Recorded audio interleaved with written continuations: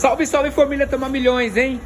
Roda traseira do seu carro está esquentando, família. Olha só o que pode ser.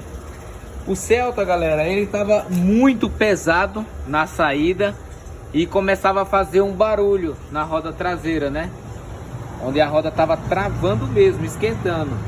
Tirei aqui, família, e vi, ó, que o cilindro de roda, galera, ele estava travado. Por quê, ó?